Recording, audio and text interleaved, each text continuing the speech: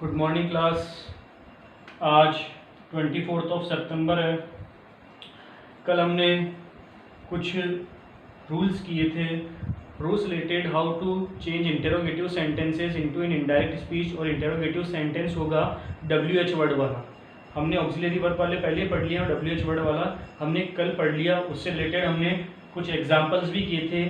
ठीक है, एक एग्जाम्पल के अंदर बाय मिस्टेक मैं मी लिखना भूल गया था, जो कि मैंने कल आपको स्क्रीनशॉट क्लिक करके आपको मैंने सेंड कर दिया था। ठीक है, उसके बाद आज हम पढ़ने वाले हैं some other important rules of interrogative sentences, कि इंटेरोगेटिव सेंटेंस के और कौन कौन से अदर रूल्स होते हैं उनके बारे में भी हम पढ़ने वाले हैं। ठीक है, तो आई थिंक आपको जो ऑक्सिलरी वर्ब से रिलेटेड रूल है वो आपको समझ में आ गए होंगे कि ऑक्सिलरी वर्ब से रिलेटेड रूल क्या है। कि अगर हमारा reported speech is or reported speech starts with an auxiliary verb, that time comma and double inverted commas are replaced by if or whether। ठीक है, if और whether से वो रिप्लेस हो जाएंगे, क्योंकि डायरेक्ट स्टेटमेंट के अंदर रिपोर्टेड स्पीच इंटेरोगेटिव स्टेटमेंट में है। तो जब हम इसे इनडायरेक्ट स्टेटमेंट में चेंज करेंगे तो ये एसेरेटिव सेंटेंस में चेंज हो जाएगा। ठीक है, और बाकी जो जनरल रूल्स है, रिपोर्टेड स्पीच का सब्जेक्ट अगर फर्स्ट पर्सन हो तो वो रिपोर्टिंग वर्ब के सब्जेक्ट के अकॉर्डिंग चेंज होगा। रिपोर्टेड स्पीच का सब्जेक्ट अगर सेकंड पर्सन हो तो रिपोर्टिंग वर्ब के ऑब्जेक्ट के अकॉर्डिंग चेंज होगा, और थर्ड पर्सन हो तो नो चेंज। ठीक है, और टेंस से रिलेटेड रूल हमारे को याद नहीं है। उसके बाद हमने WH इंटेरोगेटिव जो वर्ड है उनसे रिलेटेड रूल हमने पढ़े कि कॉमा और डबल इन्वर्टेड कॉमा को हटाने के लिए ना तो हम इफ का यूज करेंगे, ना वेदर का, ना दैट का हम यूज करेंगे। वहां पर वो WH वर्ड जो रिपोर्टेड स्पीच में एज ए इंटेरोगेटिव वर्ड काम में आया है, वही इंटेरोगेटिव वर्ड, वही WH वर्ड हमारे लिए इंडायरेक्ट स्पीच में एज ए कंजंक्शन काम में आएगा। ठीक है, और हमने ये भी पढ़ा कि अगर हम रिपोर्टिंग वर्ब में अगर हमारे को सेट टू दिया गया है, ठीक है, या कुछ भी दिया गया है, तो हम क्या करेंगे, अगर हम डिमांडेड का यूज करना चाहते हैं, या अगर हम वांटेड टू नो का यूज करना चाहते हैं, या इंक्वायर्ड का यूज करना चाहते हैं, और रिपोर्टिंग वर्ब में अगर हमारे को ऑब्जेक्ट गिवन है, तो हम क्या करेंगे, इनके साथ में डिमांडेड के साथ में, इंक्वायर्ड के साथ में और वांटेड टू नो के साथ में ऑफ कंजंक्शन को लगा देंगे। जनरली आस्क्ड के साथ ऑफ प्रीपोजिशन नहीं आती है, आस्क्ड के साथ ऑफ प्रीपोजिशन नहीं आती है। और अगर हमारे को रिपोर्टिंग वर्ब में ऑब्जेक्ट गिवन नहीं है तो हम इंक्वायर्ड, डिमांडेड और वांटेड टू नो ही उतारेंगे। और आज हम अब पढ़ने वाले हैं some other important rules of interrogative sentence. तो अब हम स्टार्ट करते हैं। देखिए, पहला रूल क्या है, ध्यान से देखना है। If the question tag is used in reported speech, अगर रिपोर्टेड स्पीच में क्वेश्चन टैग काम में आ रहा है, ठीक है, अभी मैं आपको बताऊंगा क्वेश्चन टैग क्या होता है। कि अगर रिपोर्टेड स्पीच में क्वेश्चन टैग काम में आ रहा है, where sentence of reported speech is assertive, और रिपोर्टेड स्पीच का जो सेंटेंस है वो एसेरेटिव वाला है। देखो, समझो इस वाली बात को, कि अगर रिपोर्टेड स्पीच का जो सेंटेंस है वो एसेरेटिव है, एसेरेटिव में अफर्मेटिव भी आ गया और नेगेटिव भी आ गया। तो अगर रिपोर्टेड स्पीच का जो सेंटेंस है वो एसेरेटिव है, ठीक है, और रिपोर्टेड स्पीच में ही क्वेश्चन टैग का यूज हो रहा है। फर्स्ट तो क्या है कि रिपोर्टेड स्पीच का जो सेंटेंस है वो एसेरेटिव होना चाहिए, और रिपोर्टेड स्पीच में क्या है, क्वेश्चन टैग है। Then when we frame indirect speech of this type of direct speech, तब जब हम इस तरह की डायरेक्ट स्पीच का इनडायरेक्ट बनाएंगे, किस तरह की डायरेक्ट स्पीच, जिसके अंदर रिपोर्टेड स्पीच का सेंटेंस एसेरेटिव है और रिपोर्टेड स्पीच में ही क्वेश्चन टैग का भी यूज किया गया है। तो जब हम इस तरीके की डायरेक्ट स्पीच का इनडायरेक्ट स्पीच बनाएंगे, we should be discarded the question tag. ठीक है, तो हमें क्या करना है कि जो हमारे को डायरेक्ट स्पीच के अंदर रिपोर्टेड स्पीच में जो क्वेश्चन टैग दिया हुआ है वो हमें छोड़ देना है, मतलब उसको हमें नहीं उतारना है इनडायरेक्ट स्पीच बनाते वक्त। And by the use of if, whether, we should replace inverted commas and follow the general rules. और हम क्या करेंगे, कॉमा, डबल इन्वर्टेड कॉमा को इफ और वेदर से हटा देंगे, ठीक है, और जो बाकी के जो जनरल रूल्स है उनको फिर हमें फॉलो करना है। वापस समझ लो इस स्टेटमेंट को, क्या कह रहा है कि अगर रिपोर्टेड स्पीच का जो स्टेटमेंट है, if the statement of reported speech is an assertive statement, अगर वो एक एसेरेटिव स्टेटमेंट है, एसेरेटिव में अफर्मेटिव भी आ गया और नेगेटिव भी आ गया, और question tag is used in reported speech, और रिपोर्टेड स्पीच के अंदर ही क्वेश्चन टैग का यूज किया जा रहा है, तो इस तरीके के डायरेक्ट स्पीच के स्टेटमेंट को इनडायरेक्ट स्पीच के स्टेटमेंट में बनाने के लिए हमें क्वेश्चन टैग को डिस्कार्ड करना पड़ेगा, मतलब क्वेश्चन टैग को छोड़ना पड़ेगा। और जब हम क्वेश्चन टैग को छोड़ देंगे तो हमारे पास एक नॉर्मल ऑक्सिलरी वर्ब से रिलेटेड इंटरोगेटिव स्टेटमेंट आ जाएगा, जिसमें हम कॉमा और डबल इन्वर्टेड कॉमा को इफ और वेदर से रिप्लेस करेंगे और बाद में जनरल रूल्स को फॉलो करेंगे। ठीक है, समझ में आई ये वाली बात। इसका फॉर्मूला देख लो कि डायरेक्ट स्पीच के अंदर ऐसा स्टेटमेंट कैसे आएगा। डायरेक्ट स्पीच के अंदर की बात कर रहा हूं मैं, कि लिखा सबसे पहले तो होगा एसेरेटिव सेंटेंस, जो भी हमें दिया हुआ है कि एसेरेटिव सेंटेंस होगा, फिर क्या लगा हुआ होगा, कॉमा का साइन लगा हुआ होगा। याद रखना ये वाला कॉमा रिपोर्टिंग वर्ब वाले पहला वाला कॉमा नहीं है, ये बाद में जो रिपोर्टेड स्पीच में ये जो पूरा रूल है, ये वाला जो रूल है वो रिपोर्टेड स्पीच वाला है, रिपोर्टिंग वर्ब वाला नहीं है, ये रिपोर्टेड स्पीच वाला है। तो रिपोर्टिंग वर्ब में तो पहले कॉमा आ जाता है, और ये वाली जो चीज है वो रिपोर्टेड स्पीच वाली है। तो रिपोर्टेड स्पीच में क्या होगा कि एसेरेटिव सेंटेंस आएगा, फिर एसेरेटिव सेंटेंस के बाद में कॉमा का साइन आएगा, और लास्ट में क्या लगा हुआ होगा, क्वेश्चन टैग लगा हुआ होगा। और मैंने देखो आगे ब्रैकेट में लिखा भी है डायरेक्ट के अंदर, ये डायरेक्ट के अंदर दिया हुआ होगा, ठीक है, किसके अंदर दिया होगा, डायरेक्ट के अंदर, और डायरेक्ट में भी किसके अंदर दिया हुआ होगा, रिपोर्टेड स्पीच के अंदर। इस तरीके का फॉर्मूला आएगा। अभी इससे रिलेटेड हम एग्जांपल्स भी करेंगे, लेकिन उससे पहले एक और रूल हमें समझना है, वो भी समझ लेते हैं।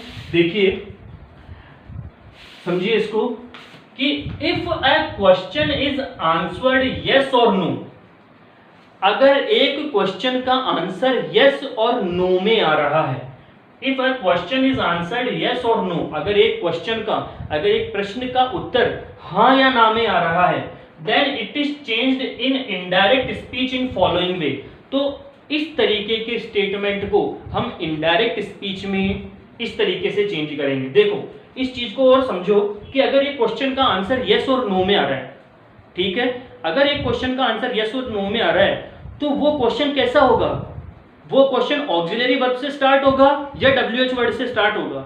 अगर मैं ये पूछूं व्हाट इज योर नेम, तो आप अपना नाम बताओगे, माय नेम इज XYZ, जो भी आपका नाम है, तो आपको इतना लंबा स्टेटमेंट देना पड़ा।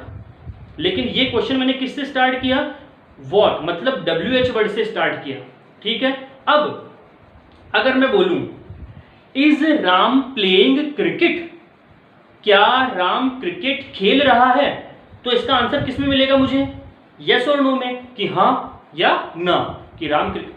अगर आप बोलोगे हाँ तो मैं समझ जाऊंगा कि हाँ वो खेल रहा है, और अगर आप बोलोगे ना तो मैं समझ जाऊंगा कि राम क्रिकेट नहीं खेल रहा है। तो यस और नो वाला जो आंसर होता है वो हमें कैसे टाइप के क्वेश्चंस में मिलता है, वो क्वेश्चंस जो कि ऑक्सिलरी वर्ब से स्टार्ट हो, ठीक है। तो वैसे टाइप वाले क्वेश्चंस में हमें किसका आंसर मिलेगा, यस और नो टाइप का आंसर मिलेगा। WH इंटेरोगेटिव जो वर्ड है उसमें हमारे को यस और नो वाला आंसर नहीं मिलता है, ठीक है। ये वाली चीज समझ में आई। अब देखो इसमें क्या क्या लिखा हुआ है, मैंने ध्यान से देखो, इसमें मैंने A नंबर पे लिखा हुआ है कि अगर आपको रिपोर्टिंग वर्ब में से या से टू दिया हुआ है, से या से टू दिया हुआ है, तो आप उसको चेंज करोगे आस्क में या डिमांड में या वांट टू नो में या इंक्वायर में। और अगर आपको रिपोर्टिंग वर्ब में सेज या सेज टू दिया हुआ है, तो आप उसको चेंज करेंगे आस्क्स में, डिमांड्स में, वांट्स टू नो में और इंक्वायर्स में। और अगर आपको रिपोर्टिंग वर्ब में सेड या सेड टू दिया हुआ है, तो आप उसको चेंज करोगे आस्क्ड में, डिमांडेड में, वांटेड टू नो में और इंक्वायर्ड में, ठीक है, जो हम शुरू से करते आ रहे हैं। यहां पर भी मैंने एक नोट लिख दिया है कि if object is given in reporting verb, अगर रिपोर्टिंग वर्ब में ऑब्जेक्ट गिवन है और हम वहां पर आस्क्ड का या वांटेड टू नो का या इंक्वायर्ड का यूज करना चाहते हैं, और रिपोर्टिंग वर्ब में ऑब्जेक्ट गिवन है तो आस्क्ड, इंक्वायर्ड और वांटेड टू नो के बाद में हम ऑफ प्रीपोजिशन का यूज करेंगे। और आस्क्ड के साथ में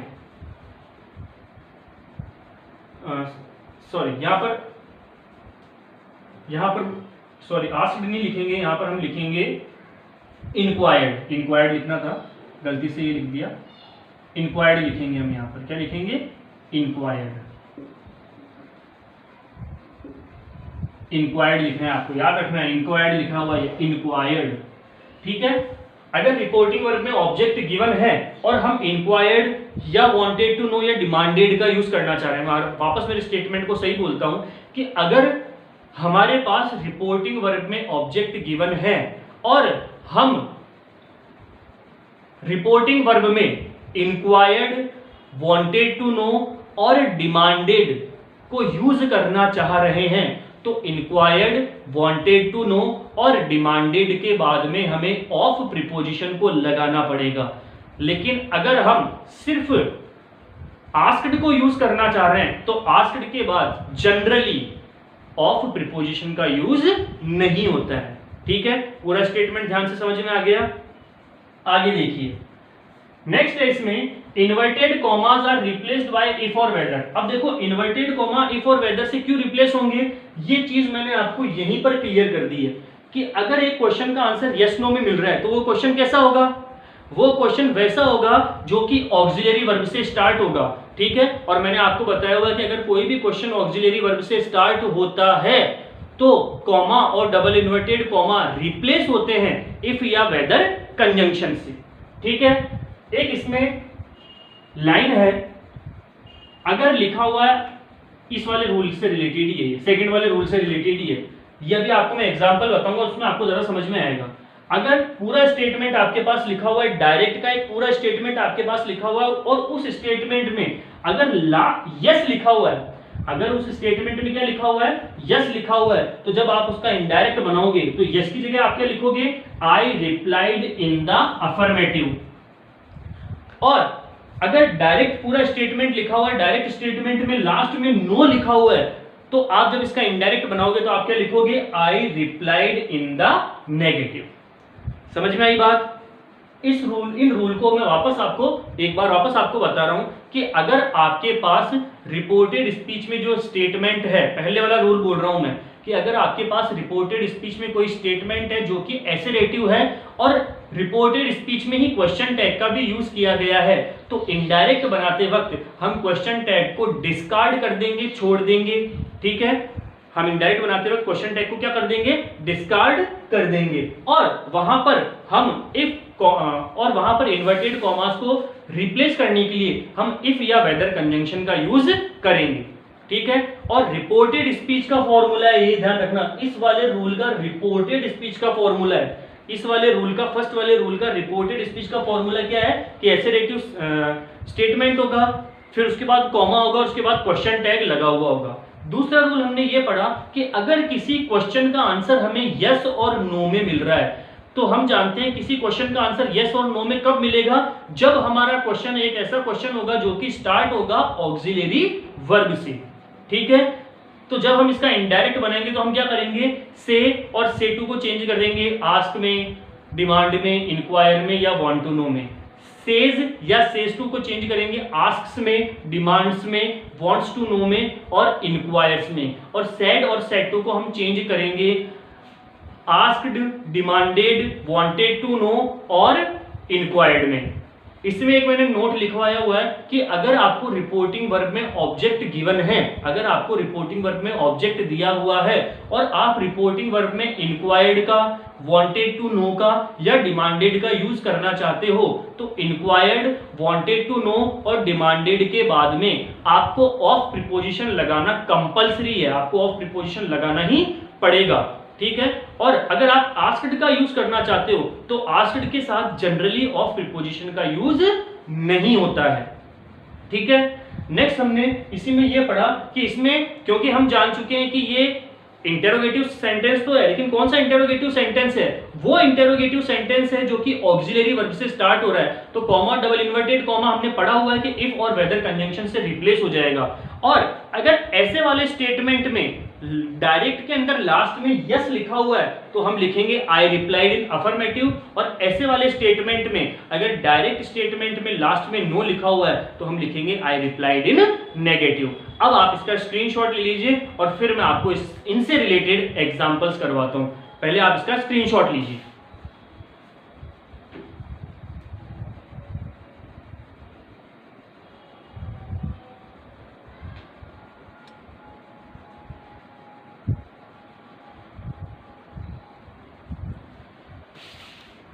यस क्लास, ठीक है। अब हम कुछ एग्जाम्पल करते हैं। पहले हम इस वाले से रिलेटेड एग्जाम्पल कर रहे हैं कुछ ही, ठीक है, ताकि आपको समझ में आए कि क्वेश्चन टैग आखिर ये चीजें होती क्या है।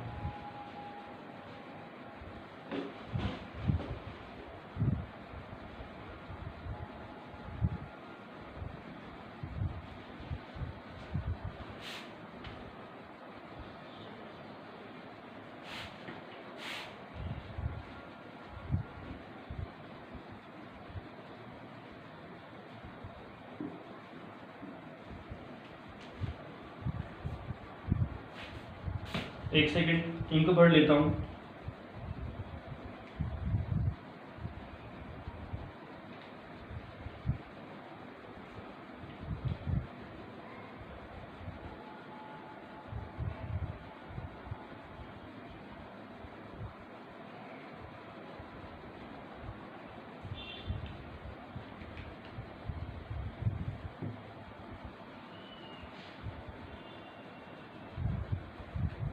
यस क्लास, अब हम एग्जाम्पल करते हैं।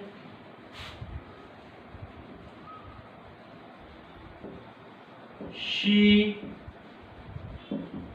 said to me, comma, double inverted comma starts,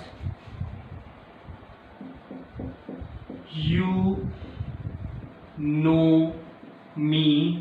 देखो you know me assertive sentence जो मैंने फॉर्मूला लिखवाया था, उसके बाद क्या लगाना है, कॉमा का साइन, और उसके बाद लगाना है क्वेश्चन टैग जो कि है हमारे पास डोंट यू, डोंट यू,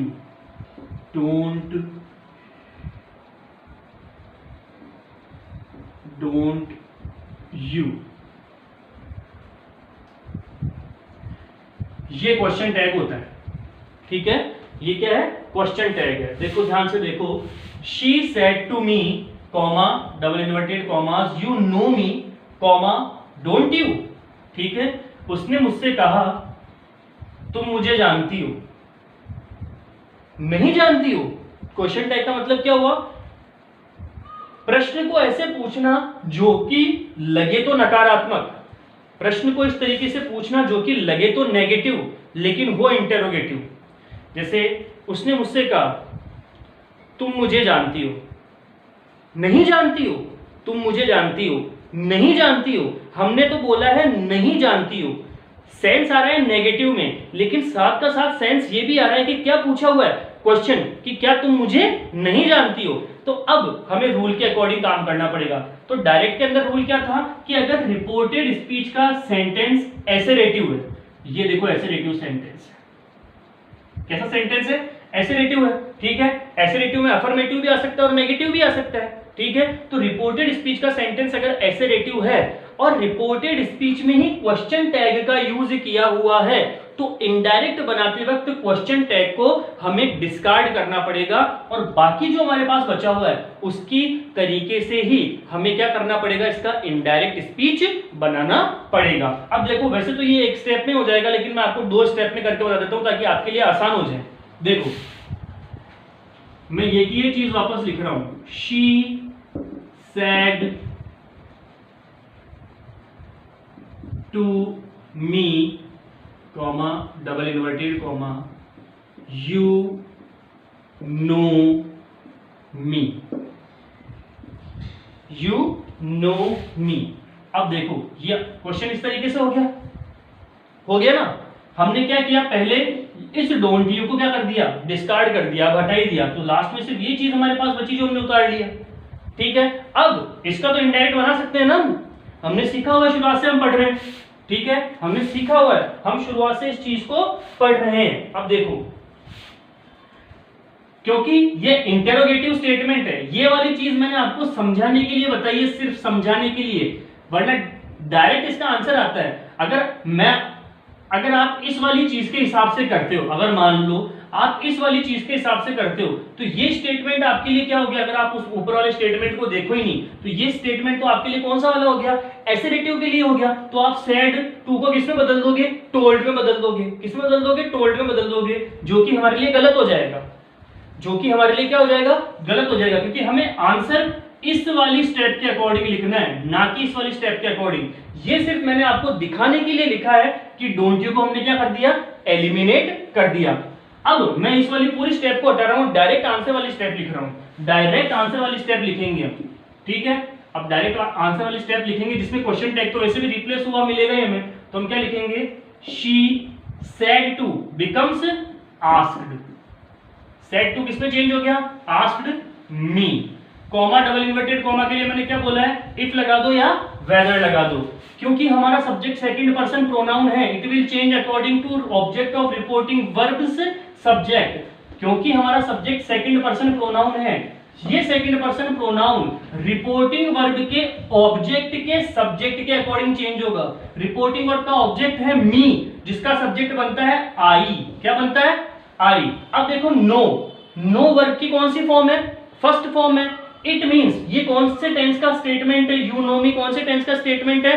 तुम मुझे जानते हो। जिन भी हिंदी वाक्यों के अंत में ता है, ती है, ते है आ जाते हैं, वो कौन से टेंस के हो जाते हैं?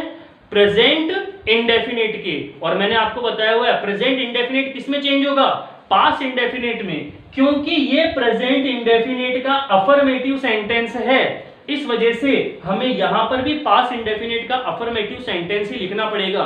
और पास्ट इंडेफिनिट के अफर्मेटिव सेंटेंस में विद ऑल सब्जेक्ट्स हम वर्ब की सेकंड फॉर्म का यूज लेते हैं, और वर्ब की सेकंड फॉर्म क्या हो जाएगी हमारे लिए? न्यू। क्या हो जाएगी हमारे लिए? नो की सेकंड फॉर्म हमारे लिए क्या हो जाएगी? New.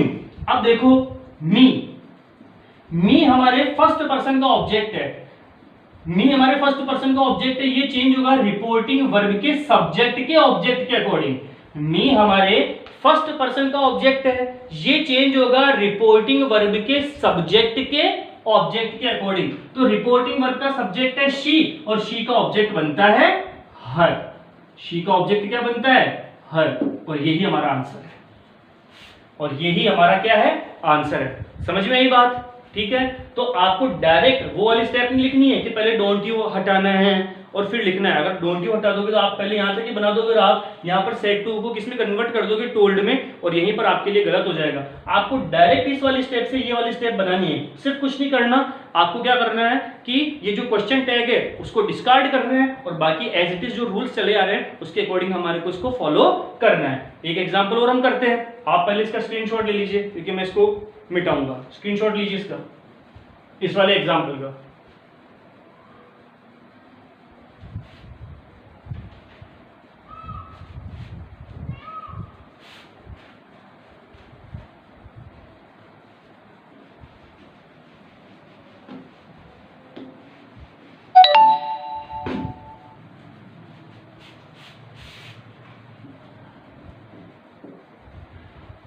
Prabha said to me, you will help me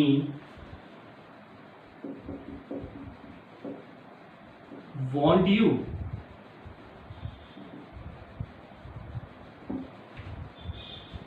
देखो ये क्या है? Prabha said to me you will help me. Prabha said to me you will help me want you. इसको मैं थोड़ा सही लिख देता हूं। You will help me want you. ये लिख दिया।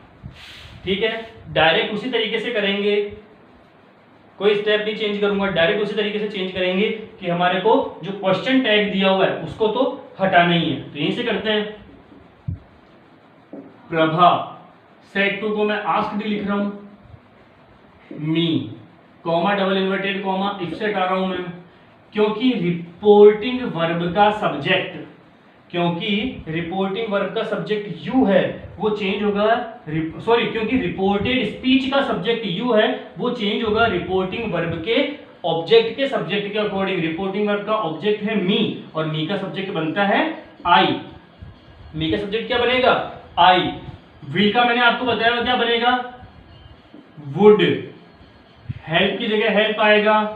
और क्योंकि मी हमारे फर्स्ट पर्सन के सब्जेक्ट का ऑब्जेक्ट है, क्योंकि मी हमारे फर्स्ट पर्सन के सब्जेक्ट का ऑब्जेक्ट है, तो ये रिपोर्टिंग वर्ब के सब्जेक्ट के ऑब्जेक्ट के अकॉर्डिंग चेंज होगा। और रिपोर्टिंग वर्ब का सब्जेक्ट है प्रभा, जो कि एक फेमिनाइन जेंडर है, जिसके लिए हम शी को यूज करते हैं। और शी का जो हमारे पास में ऑब्जेक्ट बनता है वो बनता है हर। इसका भी स्क्रीनशॉट लीजिए।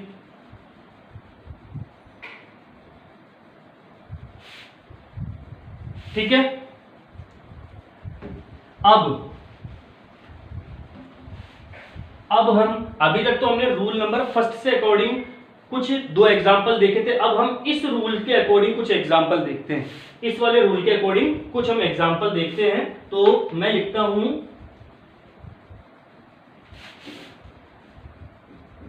he said to me comma double inverted comma did you write a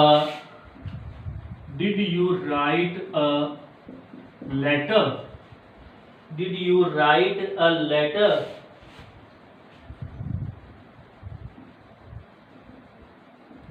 I said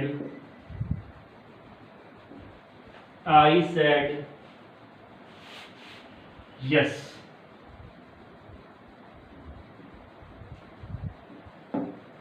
ये है पूरा आपका स्टेटमेंट, ये है पूरा आपका स्टेटमेंट।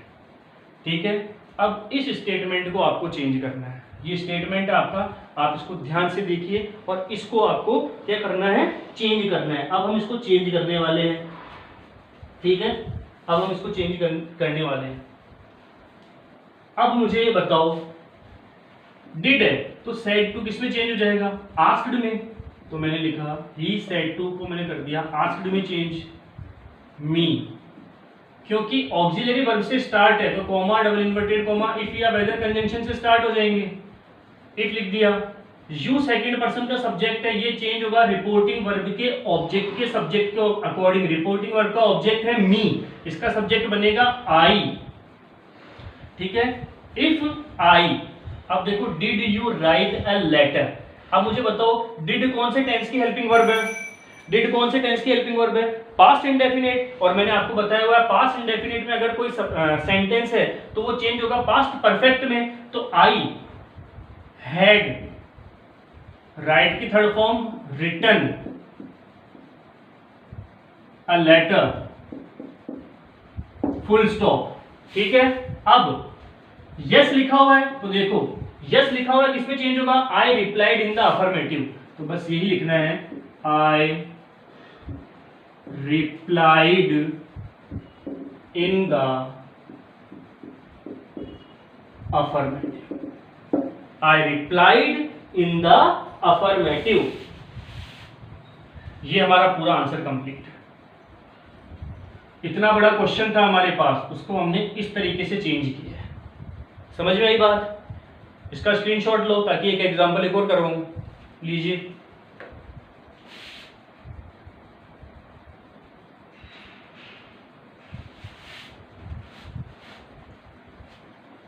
देखिए एक और एग्जांपल।